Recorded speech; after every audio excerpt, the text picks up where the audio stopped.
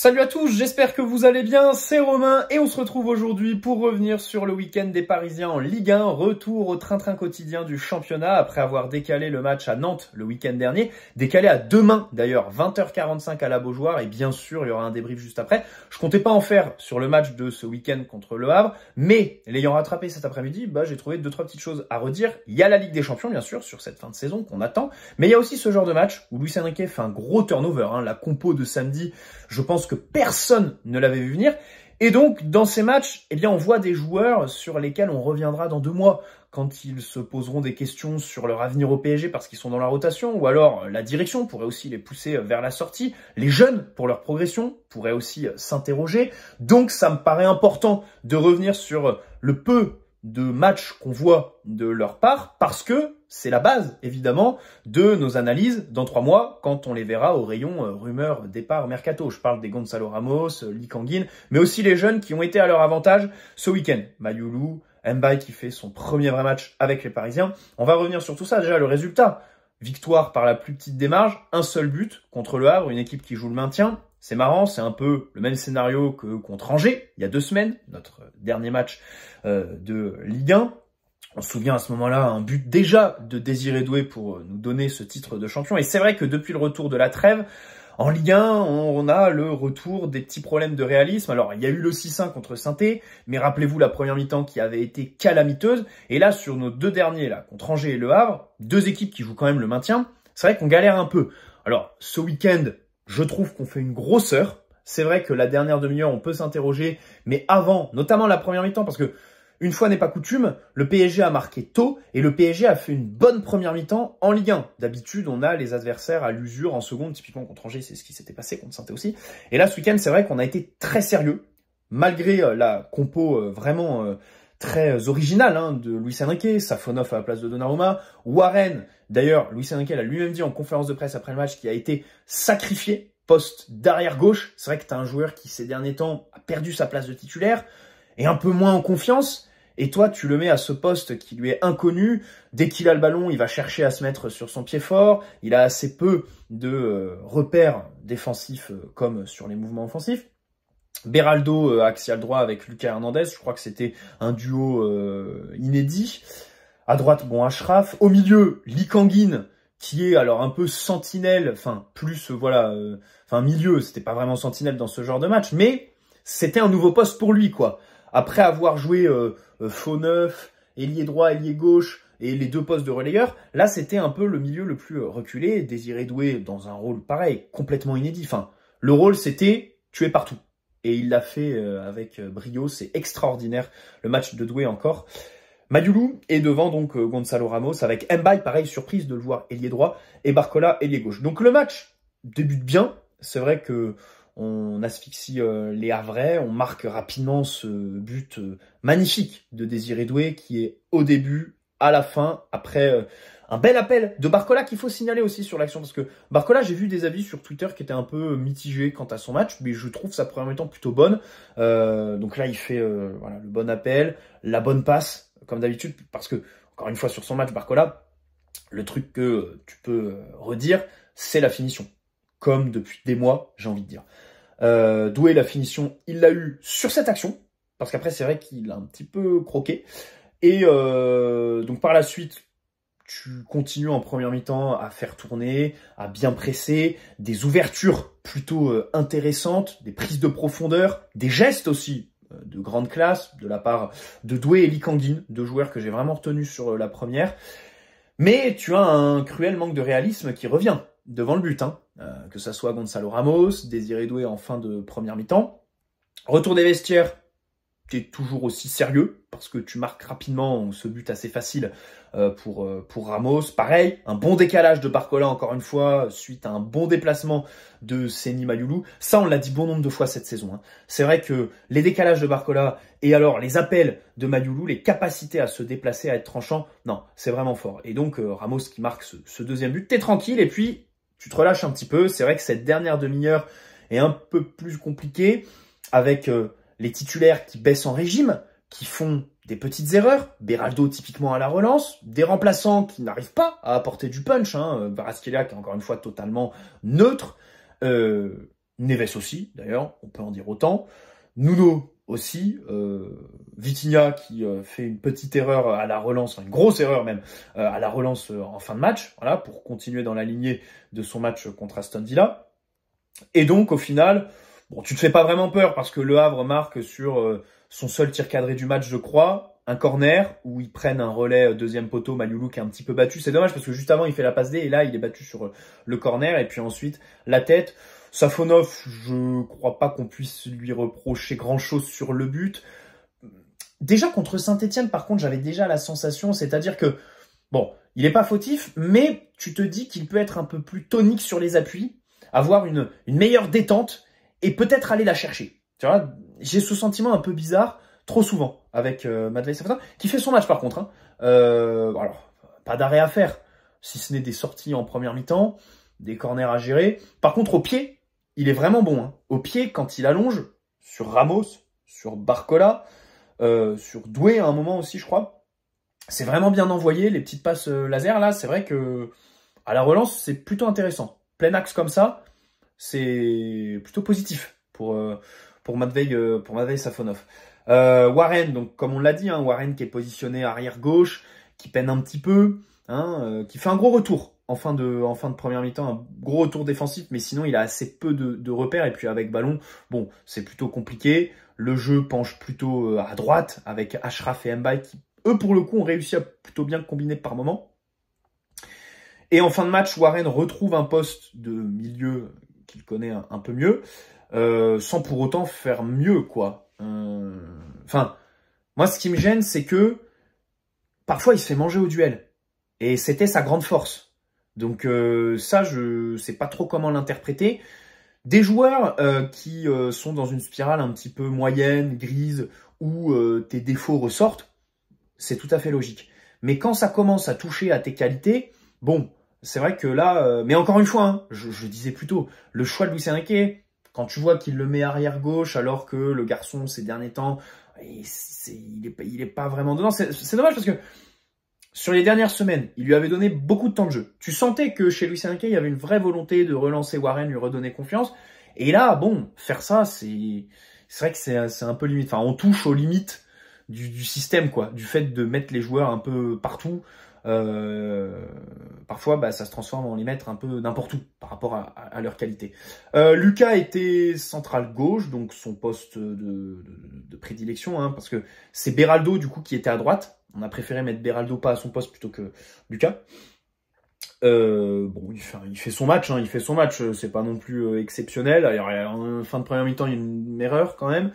Avec ballon, par contre, une vraie volonté d'être la rampe de lancement, voilà. Il envoie quelques ballons par moment assez rapidement, puis en rupture, machin.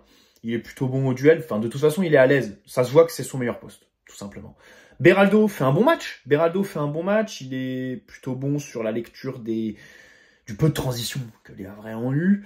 Avec ballon, il y a du très bon jusqu'à la fin de match où il gâche un peu, quoi. Il gâche un peu parce que il perd des duels un peu facilement. Et avec ballon, il y a des relances plein axe qui sont mal assurées.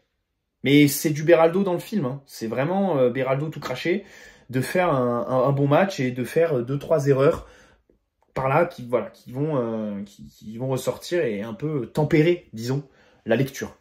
Hakimi, capitaine, latéral droit, qui a été plutôt bon en jambes. Alors bien sûr, le jeu penchait de son côté, on était face à une équipe voilà, qu'on dominait, et voilà, il a joué 1 heure. Peut-être que sa sortie est à mettre en relation avec la baisse de régime de l'équipe, parce qu'il était très disponible, il jouait beaucoup. Moi, j'ai bien aimé sa relation avec Mbaye. Je regarde souvent sur ce côté droit, on sait qu'avec Kvaratskhelia, c'est un peu compliqué entre les deux. Mais là, avec Mbaye, ils ont su plutôt bien combiner. Voilà, se trouver par moment. Mais parce que Mbaye a une vraie qualité de passe. C'est vraiment ce que je retiens dans son match. Certaines passes qu'il a su trouver, Mbaye, qui sont vraiment très très intelligentes, très très bien trouvées. Voilà, Achraf qui met en position ses partenaires. Alors, il n'a pas forcément d'occasion, lui, mais il donne des ballons à Doué, je crois. Il envoie Doué. Donc, c'est plutôt à mettre à son crédit. Voilà, un match, même si parfois, défensivement, il est un peu en dilettante. Mais bon, ça, c'est le lot de tous ces genres de matchs où voilà, il est vraiment ultra offensif 80% du temps. Lee, alors Lee, c'est son meilleur match de 2025, c'est vrai, il faut le dire. Dans ce rôle un peu bizarre, enfin nouveau rôle, hein. C'est du coup, comme on l'a dit, son 6e poste connu cette saison donc pour Lee. Première mi-temps, moi j'ai bien aimé, hein. Il y a eu des ouvertures intéressantes, des gestes pour sortir de la pression plutôt de grande classe, voilà. Même défensivement, une vraie volonté d'aller récupérer des ballons, d'aller se battre, malgré bien sûr son gabarit quoi, qui est plutôt faible. Non, j'ai bien aimé sa première mi-temps. C'est dommage parce qu'en seconde, il baisse en régime, mais c'est normal, il joue pas ces derniers temps, donc c'est logique de le voir voilà baisser un peu. Non, vraie bonne première mi-temps. Alors le bémol, comme d'habitude, j'ai envie de dire avec lui, et plus encore samedi, parce qu'il y a cette image qui a fuité, enfin, qui a circulé sur les réseaux, où tu le vois venir prendre le ballon sur corner alors que Doué était prêt à tirer, même pas lui parler, Doué qui lui dit qu'est-ce qu'on fait, puis Doué qui s'en va, qui comprend pas, qui le regarde, et Lee qui l'ignore complètement. Bon, alors déjà, ce comportement est un peu limite, encore plus quand aucun de ses corners n'a été dangereux, quoi. C'est vrai que les corners de Lee, à chaque fois, bon, quand ça passe le premier poteau, en général, c'est très facile à dégager pour l'adversaire. Bon, c'est comme ça. C'est le petit bémol, mais sinon, un bon match. Un vrai bon match de sa part.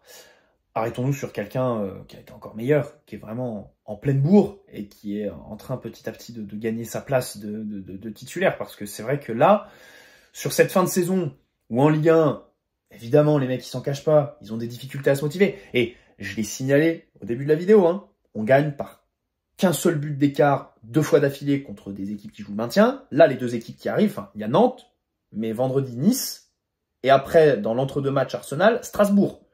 Sachant que Luis Enrique a l'habitude, après la Ligue des Champions, de vraiment faire tourner, comme c'était le cas samedi. Donc le match à Strasbourg, moi je vous le dis, le match à Strasbourg, il me fait vraiment peur. Et j'espère qu'on va pas perdre notre invincibilité. Donc voilà, bref. Désiré Doué, voilà, lui il est toujours là, il est sérieux, c'est vrai qu'il n'y a pas de petit match pour lui, jamais de suffisance. Enfin là, son premier quart d'heure, il est ébouriffant, hein. C'est exceptionnel, il est partout. Récupération, toutes les zones du terrain, la capacité à faire des dribbles qui sont très utiles, mettre en position ses partenaires par la passe, tirer, voilà, être décisif encore une fois, marquer. Non, il a tout fait. Il avait les chaussures que j'avais d'ailleurs. C'est Neymar 2017 quand il arrive au PSG. C'est Mercurial. Je pense que c'est les chaussures. Enfin, avec les Hyper Venom orange et noir, c'est les chaussures de ma vie. Mais vraiment, hein, c'est quand j'ai vu qu'il avait mis ces chaussures. D'ailleurs, je pense que je vais aller les ressortir du grenier, les autres. Parce que c'est du 43 et normalement ça me va encore. Normalement ça me va encore, même si je fais plus 44. En prévision des foot de cet été, c'est vrai que ces Mercurial, elles sont légendaires, enfin la célébration et tout ça. Et en fait, son match là samedi, c'est vraiment, enfin t'as vraiment l'impression de voir Neymar. C'est vrai que d'habitude, on s'attelait à mettre en avant les différences avec Neymar parce que les deux sont différents, c'est vrai. Même si Doué se revendique dans la lignée du Ney, il a des différences. Il est plus tanké, c'est vrai qu'il a d'autres qualités. Mais là, sur le match de samedi, ah non, là pour le coup, c'était Neymar. C'était vraiment Neymar sur le terrain, le mec qui est partout quoi. Qui est partout à la relance, au milieu de terrain, qui fait des dribbles, qui aussi prend beaucoup d'occasions pour certaines bien loupées. Hein. C'est vrai que Neymar, sur sa fin d'aventure au PSG, c'était aussi ce genre de joueur qui avait un gros volume d'occasions et qui allait en marquer une, hein, mais qui allait aussi en louper plein. Et c'est vrai que Désiré Doué, on peut aussi lire son match samedi dans ce sens-là.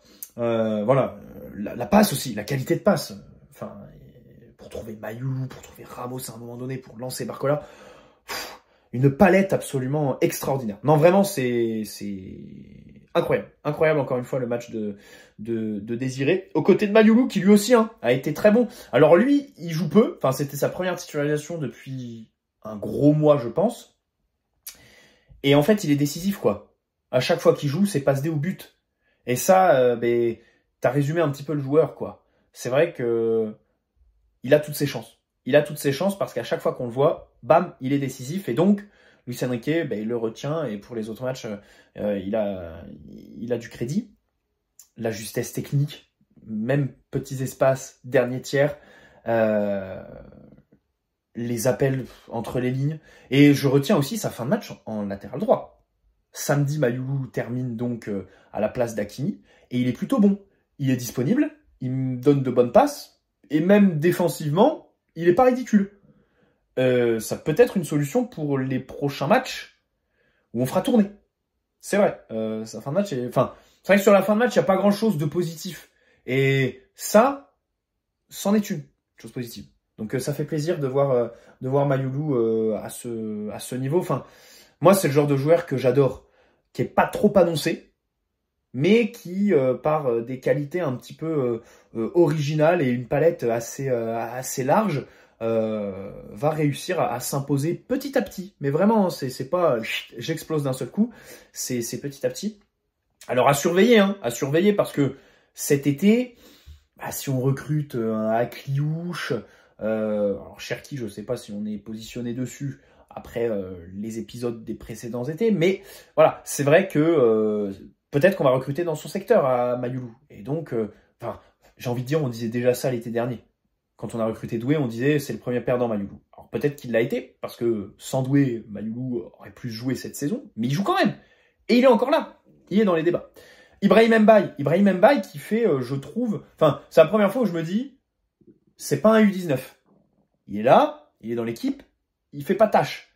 Il est au niveau dans l'intensité, au duel, il se connecte avec ses partenaires. Moi, ce que j'ai kiffé, c'est ses passes. Vraiment, hein, côté droit comme ça, là, quand il est... Enfin, parce que c'est vrai qu'on le voyait aussi côté gauche, il était un peu moins à l'aise.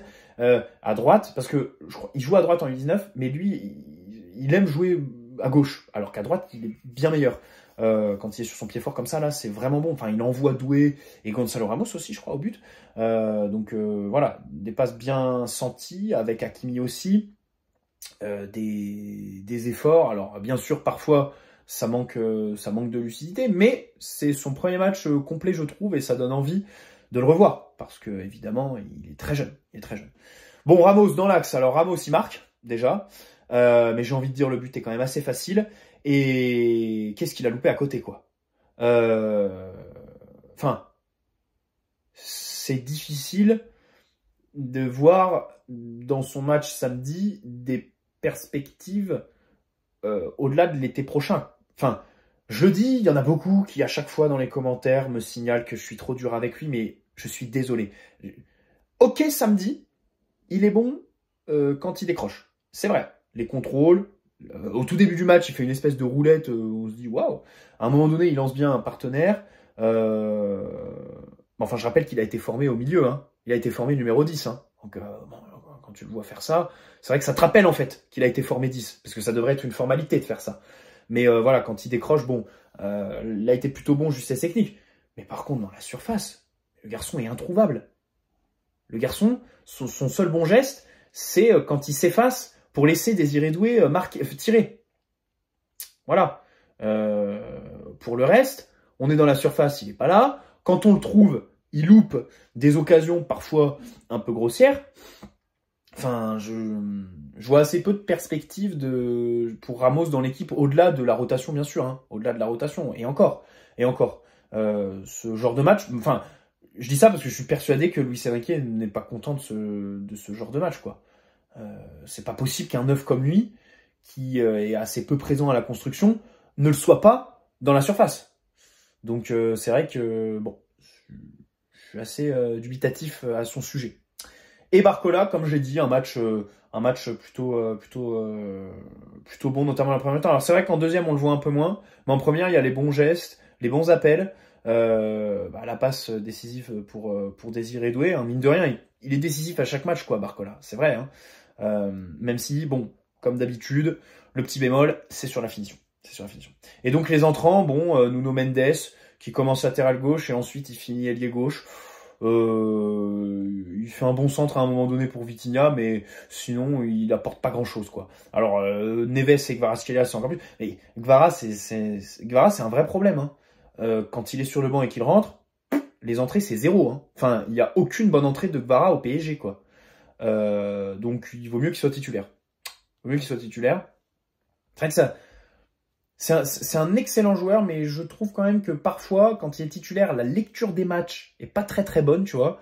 Il fait pas les gestes que le match demande. Il n'arrive pas trop à avoir ce côté pragmatique. Et du coup, ça rejoint un peu cette idée que lorsqu'il rentre dans un match, il n'a pas cette capacité d'adaptation. Il comprend pas trop comment s'y intégrer et tout ça. Donc c'est vrai que samedi, bon, il n'y a pas grand chose de positif à dire à son sujet sur son entrée. Dembélé qui était encore absent, mis au repos. Pacho a repris l'entraînement aujourd'hui après une maladie. Et c'est vrai que Dembélé, il faut quand même signaler que ces derniers temps, enfin, j'en parlais avec un ami qui me disait il y a une baisse de régime. Alors c'est vrai, il marque moins, mais on retrouve le Dembélé passeur décisif, déjà. Donc en fait, quand il y a une palette un peu moins bonne, il comble avec une autre. Et surtout, c'est vrai que sur les petits matchs, il y a vraiment pas beaucoup de temps de jeu pour lui, quoi. Et donc le mec, à un moment donné, les mecs qui font des saisons à 50 buts, évidemment que la moitié, c'est contre des équipes en bois. Hein, et c'est dans des matchs de cons, hein, c'est tout. Enfin, on va dire la vérité. Déjà qu'en janvier, il était malade, il a loupé des matchs de Coupe de France où il aurait pu scorer et tout ça. Là, ces derniers temps, c'est vrai qu'à chaque fois qu'on fait tourner, il est pas là. Quand on joue des équipes maintien, contre Angers, il était déjà pas là, tu vois. Contre Saint-Étienne, il n'est pas titulaire contre Saint-Étienne. Saint-Étienne-Angers, là, il n'est pas titulaire. Donc ça fait déjà 3 matchs de Ligue 1 où il est pas titulaire, le mec. Et bon, bref. Donc c'est vrai que là-dessus, bon, moi je serais lui, je me mets à sa place en fait. Je suis l'attaquant, enfin je suis un des meilleurs attaquants en Europe, tout simplement sur 2025. Et bon, sur les petits matchs, je suis pas là pour scorer. C'est un peu, ça doit être un peu frustrant, je pense, pour Dembélé. Bref, demain, Nantes. Là, normalement, il sera titulaire. Hein. Normalement, il sera titulaire. Et après, du coup, on aura mercredi, jeudi pour préparer la réception de Nice. Voilà. Donc, demain, la Beaujoire. On se retrouve pour le débrief. Que dire de plus sur ce match contre Angers? Je pense qu'on a été assez complet. Il y a Arsenal aussi ce week-end qui ont gagné 4-0 contre Ipswich. Alors, ils sont relégables, machin. Je crois qu'ils sont relégués, d'ailleurs, même. Par contre, Arteta a donné des indices sur l'absence de Partey, qui va changer quelque chose pour eux, bien sûr. Ce qu'il a fait, c'est que Mikel Merino, ancien joueur de la Real Sociedad, qui jusque-là était faux neuf, est repassé donc à son poste de prédilection relayeur gauche. Rice, qui était relayeur gauche, effet domino, et lui passé du coup 6. Donc tu le distancies, tu le mets un peu plus loin du but. Et donc le faux neuf, c'est Trossard. Donc c'est lui qui rentrera à la place de Partey sur le match. Parce que globalement, Arteta avait mis une équipe assez compétitive. Hein, quasiment celle qui sera alignée contre nous la semaine prochaine. Donc voilà. Petit indice concernant ce que fera Arsenal chez eux mardi prochain. Voilà, c'est d'ici là, il y a quand même 2 matchs de Ligue 1. Il y a quand même 2 matchs de Ligue 1, 6 points à aller prendre et une invincibilité, évidemment, qu'il ne faut pas faire tomber. Si on pouvait finir invaincu, ce serait absolument exceptionnel. Et d'ailleurs, on a repassé la barre des 20 points d'écart avec notre Dauphin ce week-end.